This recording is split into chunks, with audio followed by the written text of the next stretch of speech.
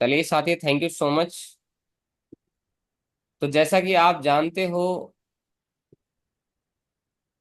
कि मानव शरीर एक अद्भुत मशीन है, इसके बारे में हमने कल चर्चा की थी। और जिसमें हमने चर्चा की थी कि मानव शरीर एक ईश्वर की बनाई हुई जटिल मशीन है। ठीक है। और एक गाड़ी से हमने तुलना की थी कि जिस तरीके से गाड़ी एक मोटरसाइकिल, उसके पार्ट्स होते हैं अलग अलग, उसी तरीके से हमारी बॉडी के अंदर भी अलग अलग ईश्वर ने पार्ट्स लगाए हुए हैं।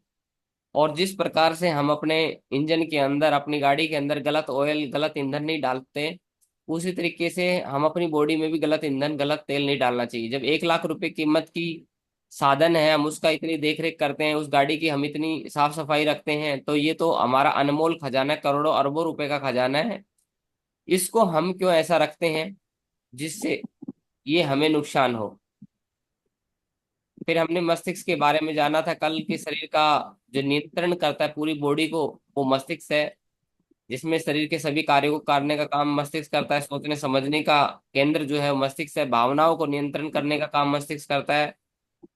ठीक है। और हमारा शरीर पूरा बॉडी को नियंत्रित करता है, जैसे सांस लेना हो गया, दिल धड़कना हो गया, पाचन आदि क्रियाओं का काम सोचने समझने का यही है, मस्तिष्क करता है। फिर हमने हृदय के बारे में, यानी कि दिल, हार्ट जिसको बोलते हैं, उसके बारे में हमने जाना कि शरीर का पंप जो है वो, जिसमें पूरी शरीर में रक्त में पंप करने का काम करता है, वो शरीर करता है, हृदय करता है। पवन जी, आपकी वॉइस आ रही पीछे से ना, तो आप एक जगह आराम से बैठ जाइए ताकि वॉइस ना आए। या विक्रम जी, आपकी वॉइस आ रही होगी, दोनों में से जो भी म्यूट है प्लीज चेक कीजिए। Thank you so much.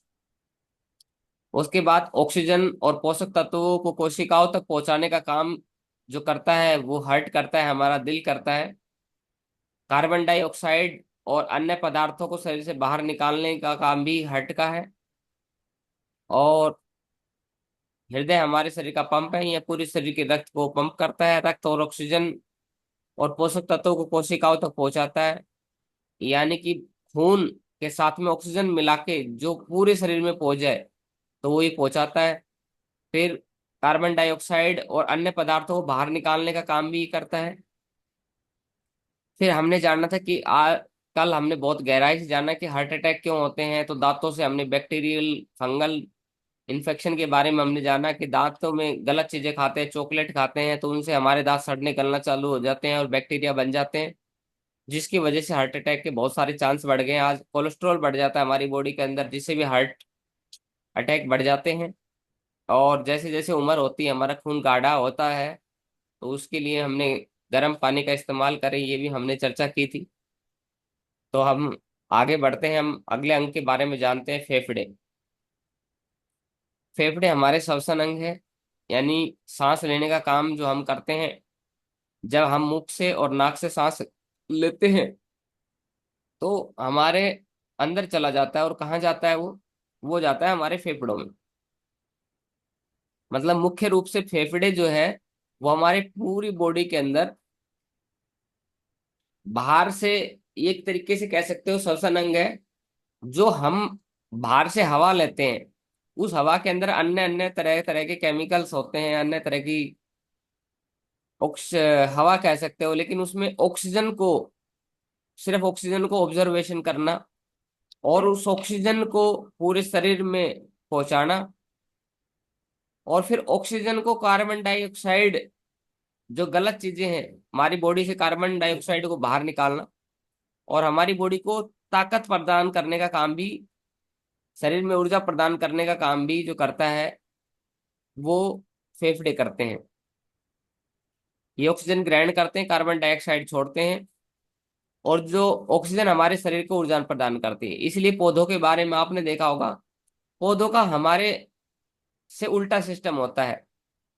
यानी कि हम कार्बन डाइऑक्साइड छोड़ते हैं, लेकिन पौधे कार्बन डाइऑक्साइड को लेते हैं, और वो फिर ऑक्सीजन छोड़ते हैं हमारे लिए। तो देखो, प्रकृति ने, भगवान ने, ईश्वर ने, अल्लाह, खुदा, गॉड ने, मतलब क्या रचनाएं की है प्रकृति के अंदर, कि आप देखिए कि हम तो ऑक्सीजन, हमें तो ऑक्सीजन चाहिए, और हम कार्बन डाइऑक्साइड छोड़ देते हैं वापस हवा के अंदर। लेकिन पौधे क्या करते हैं, पौधे कार्बन डाइऑक्साइड को ले लेते हैं, और हमारे लिए ऑक्सीजन छोड़ देते हैं। तो जो लोग ये सोचते हैं कि सर हवा जो है अशुद्ध हो गई है, तो ज्यादा से ज्यादा वो पेड़ लगाए, यानी अपने जीवन में एक दो पेड़ जरूर लगाए। लेकिन कुछ पौधे ऐसे होते हैं जो 24 घंटा ऑक्सीजन छोड़ते हैं, कुछ घंटे ऐसे होते हैं जो 12 घंटा ऑक्सीजन देते हैं, कुछ पौधे ऐसे घंटे होते हैं जो 22-23 घंटे ऑक्सीजन देते हैं। लेकिन सारे पौधे 24 घंटे ऑक्सीजन नहीं देते हैं। रात का जब समय होता है, सूर्य अस्त हो जाता है, उस समय लगभग ये कह सकते हो काफी सारे पौधे कार्बन डाइऑक्साइड छोड़ना चालू कर जाते हैं, मतलब इंसान की तरह काम करते हैं रात के समय में। और उनको भी ऑक्सीजन चाहिए होती है रात के समय में। लेकिन पीपल का पेड़ और बरगद का पेड़, तुलसी का पौधा, तो ये चार पांच, नीम का पौधा, तो ये कुछ पौधे ऐसे हैं जो मैक्सिमम, पीपल का पौधा और बरगद का पौधा तो ऐसे पौधे हैं, पीपल का तो जिसमें खासकर सबसे ज्यादा 24 घंटे ऑक्सीजन का काम करते हैं। तो कोरोना टाइम में आपने देखा वो बहुत सारे लोग पीपल पे चढ़ के बैठ गए थे, है ना। पीपल पीपल के पेड़ के नीचे आप जाके बैठना, तो पीपल के पेड़ के नीचे में ऑक्सीजन सबसे ज्यादा होती है, तो वहां क्या है, आपको राहत महसूस होगी। इसलिए पुराने लोगों ने पीपल पेड़ को काटने के लिए, बरगद के पेड़ को काटने के लिए मना किया गया है। और उसको धर्म से जोड़ दिया गया है कि इसके अंदर भूत रहता है, पिशाच रहता है, इसके अंदर आत्मा ही बसती है। क्यों ऐसा बोला गया? ताकि लोग इस पे, मतलब इसको काटे नहीं। उन्होंने ये नहीं लेकिन लोगों ने इसका गलत मतलब निकाल लिया। लोग सोचते हैं कि इसमें पीपल के अंदर, पीपल के पेड़ तो बहुत शुद्ध है, वो तो बहुत एक आयुर्वेदिक पौधा है, और हमारे शरीर के अंदर बहुत सारे जो रोग है उनका निवारण करता है पीपल और बरगद का पौधा।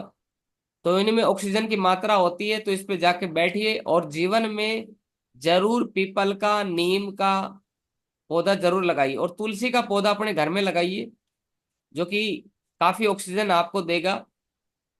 और नीम का पौधा लगाते हैं तो नीम का पौधा जो है लगभग 200 मीटर तक बैक्टीरिया है जो वायरस है उनको किल करने का काम करता है नीम का पौधा। बहुत सारे वायरस है उनको खत्म कर देता है। तो फेफड़े हैं, जितने ज्यादा ऑक्सीजन लेंगे उतने ज्यादा अच्छे रहेंगे।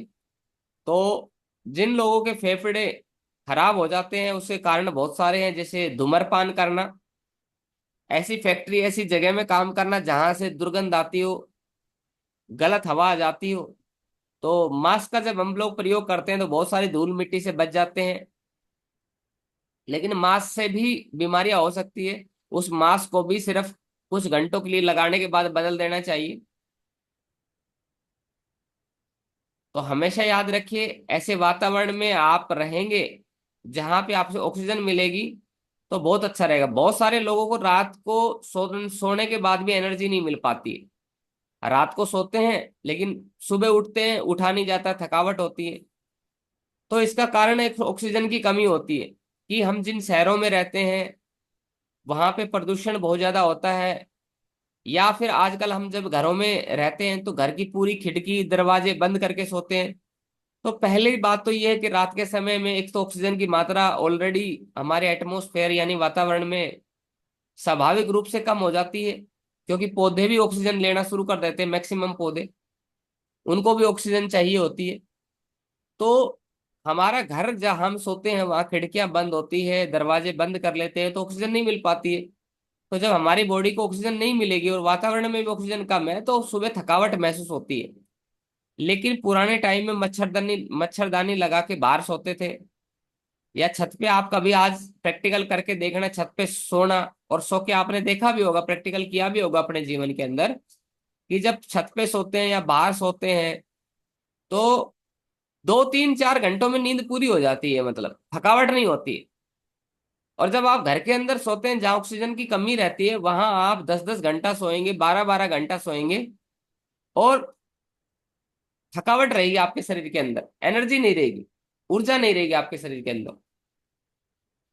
दूसरी चीज, आपने महसूस किया होगा कि जब आप गांवों से शहरों की तरफ जाते हैं, ऐसी जगह जाते हैं जहां पे कारें ज्यादा चल रही है, बाइकें ज्यादा है, साधन ज्यादा है, फैक्ट्रियां ज्यादा है, तो उन जगह के अंदर आपके जो फेफड़े हैं वो ऑक्सीजन होती नहीं है, उनको मिल नहीं पाती पूरी तरीके से हमारे शरीर को, और हमें 2 घंटे में 3 घंटों में यानी बहुत जल्दी थकावट हो जाती है। तो जब हमारी बॉडी को ऑक्सीजन की कमी रहेगी तो थकावट स्वाभाविक हो जाएगी। इसीलिए सुबह का जो टाइम बताया गया है, प्रकृति जो जगती है वो, मतलब ब्रह्म मुहूर्त कहा गया है, सनातन धर्म में उसको ब्रह्म मुहूर्त कहा गया है कि सुबह का टाइम जो है ब्रह्म मुहूर्त का टाइम होता है, सुबह सुबह, जिसको लगभग 3:30 4 बजे से शुरुआत मानी जाती है और सुबह में 6 बजे तक। यानी कि इसके अंदर प्रकृति जो है वो जगती है। सूर्य का प्रकाश हमारी पृथ्वी पे पड़ना शुरू हो जाता है, धीरे धीरे धीरे धीरे धीरे धीरे करके, और पेड़ पौधे वापिस से ऑक्सीजन देना चालू कर देते हैं। तो हमारे एटमॉस्फेयर में बहुत ज्यादा एनर्जी आ जाती है, ऑक्सीजन आ जाती है। तो यदि हम सुबह में 3 बजे, 3:30 4 बजे 5 बजे जल्दी उठते हैं और बाहर घूमते हैं, सिर्फ टहल लेते हैं, तो हमारे पूरे दिन भर की उसके अंदर हमारे फेफड़ों में, शरीर में ऑक्सीजन चली जाती है।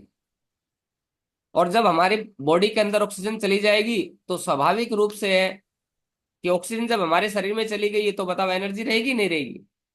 और ऑक्सीजन लेवल चेक करने के लिए भी मशीनें आती है हमारी बॉडी के अंदर, यहाँ उंगलियों में लग जाती है, तो उससे हमारे ऑक्सीजन लेवल पता चल जाता है। आजकल तो सेंसर आ रखे हैं जिससे हमारे ऑक्सीजन लेवल, तो ज्यादातर लोगों की जो ऑक्सीजन लेवल है ना वो 98% तक रहता है।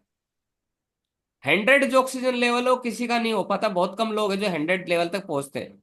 वो उन्हीं लोगों का पहुंच पाता है 100 लेवल का ऑक्सीजन, जो सुबह सुबह जल्दी उठते हैं, योग अभ्यास करते हैं, प्राणायाम करते हैं, हल्की फुल्की एक्सरसाइज करते हैं, और सुबह सुबह के वातावरण से शुद्ध ऑक्सीजन लेते हैं। तो जब शुद्ध ऑक्सीजन वो लेते हैं तो उसकी वजह से क्या होता है कि उनके शरीर में पूरी दिन की जो एनर्जी ऑक्सीजन है वो मिल जाती है। और पूरे ऑक्सीजन क्या करता है, एक धक्का मारने का भी काम करता है हमारी बॉडी के अंदर, जो कि खून पे धक्का लगता है तो पूरी बॉडी के अंदर ऑक्सीजन की वजह से पूरी शरीर के अंदर कोशिकाओं को जो रक्त है वो सही से मिल पाता है। फिर कुछ हमारा हृदय भी काम करता है। तो इसीलिए कहा गया कि फेफड़ों को शुद्ध रखिए, स्वस्थ रखिए, इनके अंदर गंदगी ना जाने दे, मतलब हवा, शुद्ध हवा ले, धूल मिट्टी, जब झाड़ू भी निकालते हैं तो धीरे धीरे झाड़ू निकाले, ठीक है, कि ज्यादा से ज्यादा गंदगी हमारे बॉडी के अंदर, कम से कम गंदगी जाए हमारी बॉडी में, हम गंदगी से बचें। और यदि घर के अंदर सुबह सुबह झाड़ू निकालने का काम भी करते हैं तो थोड़ा सा मास्क का उपयोग भी आप कर सकते हैं चाहे तो इसकी सावधानी रखेंगे तो बहुत अच्छा रहेगा। और सुबह सुबह छत के ऊपर टहले थोड़ी देर, 5 मिनट घूमे, तो ये हमारे फेफड़ों का काम करता है, यानी कि एनर्जी का काम। अब कोरोना टाइम में जो कोविड था उसका इन्फेक्शन जो हुआ था, मैं आपको बता दूं, वो इन्फेक्शन हुआ था हमारे फेफड़ों के अंदर। और जिनको दमा की बीमारी होती है, सांस की बीमारी होती है, उनको भी फेफड़ों की दिक्कत रहती है, बार बार खांसी आना, है ना। तो खांसी जो आने का काम ज्यादातर होता है वो फेफड़ों से होता है, क्योंकि जब हम सांस लेते हैं तो सांस के जरिए जो ट्यूबरकुलोसिस जिसको बोलते हैं उसके बैक्टीरिया होते हैं, वो हमारी, जब किसी को ट्यूबरकुलोसिस हो रखा है यानी कि जिसको दमा हो रखा है, तपेदिक दमा बोलते हैं, ट्यूबरकुलोसिस बोल देते हैं इसको, तो उसके जो बैक्टीरिया, वायरस जो है वो हमारे बॉडी के अंदर सांस के जरिए प्रवेश कर जाते हैं और हमारे फेफड़ों में चले जाते हैं।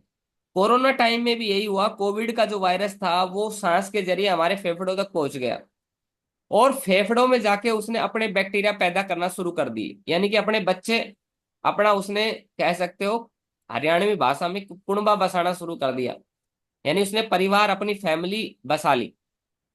इसी तरीके से जो ट्यूबरकुलोसिस यानी कि दमा का वायरस है वो भी हमारे फेफड़ों में जाके अपनी फैमिली बसाना शुरू कर देता है, और धीरे धीरे वहां इन्फेक्शन बन जाता है। डॉक्टर बोलते हैं इन्फेक्शन हो गया, फिर क्या किया जाता है, जब फेफड़ों के अंदर हमें वायरस चले जाते हैं तो डॉक्टर लोग बोलते हैं कि एक्सरा करवा लो, या हड्डी टूट जाती है तो भी एक्सरा करवाया जाता है हमारी बॉडी के अंदर।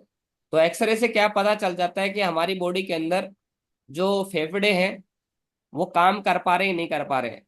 तो ठीक, इसलिए धूम्रपान का इसलिए मना किया गया है कि फेफड़े जो है उसके अंदर बैक्टीरियल इन्फेक्शन हो जाता है तो ये पूरी तरीके से फूल नहीं पाते हैं। आपने गुब्बारा देखा होगा, गुब्बारे को आप हवा भरेंगे तो फूल जाएगा, फिर उसको निकालेंगे तो वापस वैसा ही हो जाएगा। इसी तरीके से हमारे फेफड़े भी होते हैं। जब हम ऑक्सीजन लेते हैं तो ऐसे फूल जाते हैं, और जब छोड़ते हैं तो वापस सिकुड़ जाते हैं। तो जब हम प्राणायाम करते हैं तो इससे क्या है, फेफड़ों की एक्सरसाइज होती है। बार बार फूलते हैं, बंद होते हैं, फूलते हैं, बंद होते हैं। और हमारे पुराने समय के अंदर शंख बजाया जाता था, और आज भी यदि कोई चाहे तो शंख की प्रक्रिया कर सकते हैं। जिनको फेफड़ों की बीमारी है, वो शंख जो है आता है, उसको प्रैक्टिस कर सकता है बजाने के लिए। तो बार बार फेफड़े के अंदर हवा जाएगी, वो पंपिंग करेंगे, फूलेंगे, और वापस से वो खींचेंगे, सांस को छोड़ेंगे, खींचेंगे, छोड़ेंगे, खींचेंगे। तो इससे क्या होगा, हमारे फेफड़े मजबूत होते हैं, यानी कि इसको कह सकते हैं फेफड़ों की एक्सरसाइज होती है। जैसे हमारे हाथों की एक्सरसाइज होती है, सेम उसी तरीके से हमारे फेफड़ों की भी एक्सरसाइज होती है। तो शंख का भी उपयोग कर सकते हैं। आज मॉडर्न साइंस में क्या हो गया है कि छोटा सा एक मशीन दे दी जाती है, और उसको बोला जाता है इसमें सांस भरो। और जिसको सांस की दमा की बीमारी होती है, उसको वो बंदा उसको फूंक मारता है, भरता है उसमें जोर लगा के। ठीक है। और उसको बार बार सांस देना होता है, और उसमें बॉल होती है, और बॉल ऐसे चढ़ जाती है उसमें। पहली बॉल, फिर दूसरी, तीसरी, दो तीन बॉल होती है, और फिर सारी। फिर छोड़ देते हैं तो हवा वापस निकल जाती है, फिर बोलते हैं फूंक मारो इसमें। तो वो एक तरीके से उसको गेम भी नजर आता है। और हमारे प्राचीन पुराने टाइम में क्या था कि शंख का प्रयोग करते थे हम लोग, है ना। तो इसका आप ध्यान रखिए, फेफड़ों को स्वस्थ रखिए, फेफड़ों की एक्सरसाइज करवाइए। तो चलिए आगे चलते हैं हम। पाचन तंत्र, जिसको बोलते हैं डाइजेशन सिस्टम, हमारी बॉडी का बहुत ही शानदार पार्ट है डाइजेशन सिस्टम। जो कि हमारा जो खाना है, सबसे पहले यदि कहीं जाता है तो हमारे आमाशय में जाता है। डाइजेशन सिस्टम में ये कई चीजों से मिलके बना है, जिसके अंदर लीवर भी आता है। यानी पूरा डाइजेशन सिस्टम की अगर बात करें तो वैसे तो बहुत बड़ा है, लेकिन हम सिर्फ डाइजेशन सिस्टम की अगर बात करें तो इसके अंदर आप ये कह सकते हो भोजन को तोड़कर पोषक तत्वों में बदलता है, पोषक तत्वों को शरीर में अवशोषित करता है, अपशिष्ट पदार्थों को बाहर निकालता है। ये हमारे पाचन तंत्र का काम है, जिसमें आपका लीवर हो गया, ठीक है, अमावस्या हो गया, उसके अलावा आपकी पित्त की थैली जिसको बोल देते हैं पित्ताशय हो गया। फिर उसके बाद में आपकी छोटी आंत हो गई, बड़ी आंत हो गई। लेकिन डाइजेशन सिस्टम में आपकी छोटी और बड़ी आंत मुख्य रूप से आती है। जो हमारे विज्ञान के अंदर छोटी आंत को बड़ा कहा गया है और बड़ी आंत को छोटा कहा गया है। यानी कि छोटी आंत जब हम बोलते हैं तो इसका मतलब है वो सबसे ज्यादा लंबी है, वो उसकी लंबाई तकरीबन 22 मीटर होती है, छोटी आंत की लंबाई। अब आप देखो 22 मीटर कितनी होती है। 1 मीटर आप देखो, कुछ लोग बोलते हैं हाथ से इतना कर दे, ऐसे कर देते हैं तो लगभग 1 मीटर हो जाता है। तो आप सोचिए, लगभग 39 इंच का लगभग 1 मीटर आई थिंक होता है। तो आप सोच के देखिए कि 22 मीटर लगभग छोटी, जिसको बड़ी आंत बोला गया है, वो छोटी आंत एक्चुअली, सॉरी, छोटी आंत जो है वो बड़ी है, यानी 22 मीटर है। और बड़ी आंत है वो बहुत छोटी है। ठीक है। तो सबसे पहले खाना जो आता है, भोजन आता है, वो हमारा आमाशय आमाशय में आता है। ये जो आप काजू के आकार का देख रहे हैं, आमाशय है। ठीक है। इसके अंदर एसिड बनता है। ये काजू के आकार का जो ये लाल कलर का आपको दिखाई दे रहा है, ये दिल, ये जिगरा है, जिसको बोलते हैं ना कि आपके जिगरे में दम होना चाहिए, है ना। तो ये जिगरा है। पूरी बॉडी का 10% जो ब्लड है वो हमारे जिगरे में होता है, इसमें खून, हमारी बॉडी के अंदर 100% खून है, तो उसका 10% जिगरे के अंदर होता है। ये कृत बोलते हैं इसको। तो इसके अंदर खाना नहीं जाता, लेकिन आगे बताऊंगा ये क्या है। लेकिन सबसे पहले जो खाना आता है, हमारी जो नली है, खाने वाली नली, उससे खाना आता है सीधा अमावस्या में आता है, काजू के आकार का जो है, इसमें आता है। उसके बाद यहाँ एसिड होता है। एसिड के अंदर जाके बहुत सारे वायरस है वो खत्म हो जाते हैं, बैक्टीरिया बंद हो जाते हैं। और उसके बाद में फिर खाना आता है छोटी आंत में। छोटी आंत जो कि 22 मीटर लंबी है, उसमें खाना घूमता है और वहां से पोषक तत्व निकाल लिए जाते हैं। और उसके बाद फिर बड़ी आंत में चला जाता है, और बड़ी आंत से फिर हम लोग सुबह स्टूल के जरिए में वो इंस्टाइन के जरिए में पास हो जाता है। तो ये हमारा काम है, खाने को तोड़ते हैं टुकड़ों के अंदर, जो हमारी आंतें हैं, पाचन तंत्र है, और उसको ऊर्जा में बदलता है और हमारे शरीर तक पहुंचाता है। यानी कि छोटी आंत जो है और बड़ी, छोटी आंत जो है, जो 22 मीटर लंबी होती है, उसके अंदर क्या है, खून बनाने के लिए उससे जो रस है वो चूस लिया जाता है। यानी इसको कह सकते हो, जैसे आपने पाइप देखा होगा, पाइप, पाइप के अंदर आपका खाना गुजरता है, और उससे क्या होता है, रस जो है चूस लिया जाता है खाने से, भोजन से। उसमें केमिकल छोड़े जाते हैं और उसमें से रस बना के उसको चूस लिया जाता है हमारी आंतों के जरिए, भोजन को तोड़ तोड़ के। लेकिन आपने देखा होगा, जब हम लोग चाय पीते हैं, चाय इसलिए हानिकारक बताया गया है कि जब चाय पीते हैं तो चाय तो एसिड बनाती है एक तो, क्योंकि हमारे अमावस्या में ऑलरेडी एसिड है। तो एसिड में जाके वो एसिड बनाती है। और जो हमारी आंतें हैं, वहां से जब चाय घूमती है, तो हमारी आंतों में एक लेयर होती है, चिकनी चिकनी लेयर होती है, लार की तरह।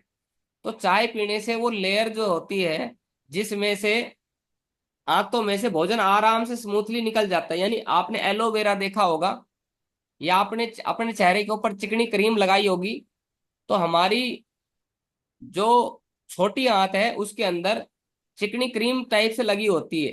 तो खाना आराम से वहां से गुजर जाता है, और खाने से वो छोटी आंत है वो अवशोषित कर लेती है। लेकिन जिन लोगों की स्किन ड्राई हो चुकी है, यानी कि सूखी सूखी हो चुकी है, तो वो चाय पीने से बार बार क्या है कि उनकी वो जो चिकनाहट है, यानी कि जिसमें खाना घूम सकता है, तो वो खत्म हो जाती है वो लेयर। और जब वो लेयर खत्म हो गई, तो खाना बार बार क्या है, पास नहीं होगा, घूमेगा नहीं। यानी उसकी स्पीड बहुत स्लो हो जाएगी। और जो मैदा खाते हैं, यानी कि मैदे से बनी हुई चीज, बिस्किट खाते हैं, ब्रेड खाते हैं, सड़ा हुआ खाना खाते हैं, तो पहली बात तो है कि चाय पीने से वो आंतों की वो चिकनाहट है वो खत्म हो चुकी है। दूसरी गलती ये होती है हमारे जीवन में कि ऊपर से जो वो मैदा है, वो ऑलरेडी इतना, मतलब रबड़ की तरह होता है कि वो आंतों में खुद चिपक जाता है। तो जब वो लेयर खत्म होती है तो आंतों में मैदा, तो उसमें गति नहीं होती, इसीलिए क्या होता है, कॉन्स्टिपेशन, यानी कि कब्जियत सबसे पहले हमारे बॉडी के अंदर हो जाती है, चाय पीने से और ब्रेड खाने से, ये चीजें खाने से। तो जब कब्ज हमारे शरीर में हो गई, तो इसका मतलब है हमारे शरीर में खाना टूट ही नहीं पा रहा है। और खाना अच्छे से टूट नहीं पा रहा है, तो उसमें से पोषक तत्व हमारी बॉडी को मिल नहीं पा रहे हैं। और पोषक तत्व जब नहीं चूसे जाएंगे हमारी आंतों के द्वारा, तो इसका मतलब क्या है, खाना नहीं टूटेगा तो हमारे खून का निर्माण हमारी बॉडी के अंदर नहीं हो पाएगा। और एनीमिया, यानी खून यदि नहीं होगा तो एनीमिया की कमी हो जाएगी, और जब खून नहीं जाएगा हमारी बॉडी के अंदर, तो खून की कमी से हमें ऊर्जा नहीं मिल पाएगी, शरीर में खून की कमी हो जाएगी। यानी जो खून जितना चाहिए बॉडी को मिल नहीं पाएगा। तो आंतों को साफ रखने के लिए हमेशा ध्यान रखिए कि फ्रूट खाएं। फ्रूट खाने से एक तो मैदा जमा होता है वो निकल जाता है, ठीक है। और फ्रूट जो है ऑटोमेटिक हमारे शरीर के अंदर आराम से पच जाते हैं, हमारा शरीर आराम से पचा पाता है। दही खा सकते हैं ताजा, लेकिन कुछ कंडीशन में दही नहीं खाना है, तो फ्रूट खा सकते हैं, खीरा खा सकते हैं, ककड़ी खा सकते हैं, मूली खा सकते हैं, गाजर खा सकते हैं, उबला हुआ खाना खा सकते हैं। आपने देखा होगा पपीता बहुत अच्छा है हमारे डाइजेशन सिस्टम के लिए। जिन लोगों के यहाँ एसिड बन जाता है, तो वहां पे पेट में गर्मी बन जाती है, पेट में जब गर्मी बन जाती है, तो उसकी वजह से उनकी आंतों के अंदर क्या होता है, यानी कि ज्यादा नमक खाने से, ज्यादा नमक खाने से भी आंतें गल जाती है, उसमें घाव हो जाते हैं, जिसको डॉक्टरी भाषा में बोल देते हैं कि इनके आंतों के अंदर अल्सर बन गया है। तो वो पाइप नली में, फूड नली में, जो फूड पाइप होता है जहां से फूड गुजरता है और आते होते हैं उसके अंदर नमक ऊपर खाने से मना किया गया, ज्यादा नमक खाते हैं तो आंतें गलना शुरू हो जाते हैं, उसमें घाव हो जाते हैं। और जब आंतों में घाव होते हैं, आंतों में कॉन्स्टिपेशन हो जाता है, तो वो हमारी जीभ का संबंध आंतों से डायरेक्ट है। तो जीभ के ऊपर वो छाले का रूप हो जाता है। तो छाला अपने आप में कोई बीमारी नहीं है, कोई रोग नहीं है। लेकिन जिस बंदे को छाला हो गया है, तो इसका मतलब है उसको समझ लेना चाहिए कि मेरी आंतों में गड़बड़ है। जिन लोगों के गैस बन रही है या बदहजमी हो रखी है, तो उनको समझ लेना चाहिए कि मेरे शरीर के अंदर गैस बन रही है, इसका मतलब मुझे कब्जियत की शिकायत हो रही है। और मुझे ऐसी चाय चाय नहीं पीनी, मुझे ऐसा खाना नहीं खाना है जिससे मेरी कब्ज बढ़े, जिससे मेरा साफ न हो। जिन लोगों को छाले हो गए हैं, उनको कोशिश करनी है कि गर्म चीजें नहीं खानी, पेप्सी नहीं पीनी। आप सोचो पेप्सी तो कितनी खतरनाक है। पेप्सी तो एक तरीके से एसिड है। पेप्सी जो है वो हमारी बॉडी के अंदर, हमारे शरीर के अंदर ऑलरेडी एसिड रहता है। लेकिन जब और एसिड पीते हैं, तो वो एसिड तो पहले ही है हमारे शरीर में, और हमने एसिड पी लिया। क्योंकि पेप्सी क्या है, पेप्सी का जो आप पीएच लेवल चेक करेंगे, तो आप यूट्यूब पे सर्च करेंगे, पेप्सी का पीएच लेवल सबसे गंदा है, सबसे खराब है। और एक गिलास पेप्सी, यदि एक बूंद भी पेप्सी पी ली ना, तो बहुत खतरनाक है। क्योंकि आपने एसिड पी लिया, जहर पी लिया। एक गिलास पेप्सी को हमारी बॉडी से निकालने के लिए तकरीबन आपको 400 500 लीटर पानी पीना पड़ेगा। और इतना पानी कोई पी नहीं पाता है। तब जाके एक गिलास पेप्सी का असर खत्म होगा। कोई भी पेप्सी हो, चाहे कोई भी कोल्ड ड्रिंक्स हो, चाहे वो पेप्सी हो, कोको कोला हो, चाहे वो आपकी कोई भी हो। आपको लग रहा है तो इसमें फ्रूटी है, फ्रूटी ऐसे नहीं कि उसमें आम ही आम है। आम खाओ ना अगर फ्रूटी खाने हैं तो, अगर आप चाहते हो। लेकिन कुछ लोगों ने ना हमसे, हमारी सेहत के साथ खिलवाड़ करने के लिए अभी जीरा चल गया है कि जल जीरा पी लो, मतलब जल जीरे का रूप दे दिया। जल जीरा कितनी बढ़िया चीज है ना। जीरा डायरेक्ट खा सकते हो आप। लेकिन जल जीरा एक पेप्सी का रूप ले लिया, वो भी एसिड है। लेकिन बोले नहीं सर, इसमें तो जीरा मिला हुआ है, इसमें तो फ्रूट है, ये तो क्या बोलते हैं वो, एपी एपी, इसमें तो सेब का रस है, सेब का। ये बढ़िया रही है, फायदा कर। रियल जूस ले लेते सर, रियल जूस। उसका नाम रियल रख दिया तो इसका मतलब ये नहीं कि वो रियल जूस हो गया। सबसे रद्दी चीजें हैं ये, इनको मत पीना। जब हमारे घर में कोई बीमार हो जाता है, तो बोलते हैं रियल जूस का पैकेट ले आओ, एक लीची का पैकेट ले आओ। अलग उसमें जूस नहीं होता है, उसमें सिर्फ फ्लेवर डाले गए हैं, कलर डाला गया है। आप जब उस पैकेट के पीछे पलट के देखेंगे, इंग्रेडिएंट होता है, तो इंग्रेडिएंट को आप देखें, और उसमें इंग्रेडिएंट जो लिखा हुआ उसको सर्च करें यूट्यूब पे, तो पता चलेगा इसमें जूस तो है ही नहीं। तो अगर खाना है, अभी कुछ लोग टमाटो सूप पीते हैं। बोले सर टमाटो सूप, क्या जरूरत है टमाटो सूप पीने की, बताओ। जब ताजा टमाटर है तो सूप की क्या जरूरत है, बताओ ना। सूप तो बन के आया है फैक्ट्रियों के अंदर, टमाटर को सड़ा सड़ा के, उनको उबाल उबाल के, सड़े गिले टमाटर, तब जाके सूप बन के आया है। और हमारे पास में ताजा टमाटर तो बढ़िया, बताओ ताजा टमाटर बढ़िया फायदे करेंगे शरीर के लिए, या सूप वो, क्या सूप, सॉरी, सॉस, कि सॉस ज्यादा फायदा करेगा। तो सॉस तो फायदा नहीं करेगा। तो उसका ध्यान रखिए। पवन जी, टाइम क्या हो गया, हाथ ऊपर कर देना अगर मान लो 7 से ऊपर हो गया तो, मेरे को पता नहीं। 7 बजे गुरु जी। 7 बज गए, थैंक यू सो मच। तो साथियों, आज के लिए इतना ही, धन्यवाद, बहुत बहुत शुक्रिया। कल हम आगे बढ़ेंगे, शरीर के और अंगों के बारे में जानेंगे।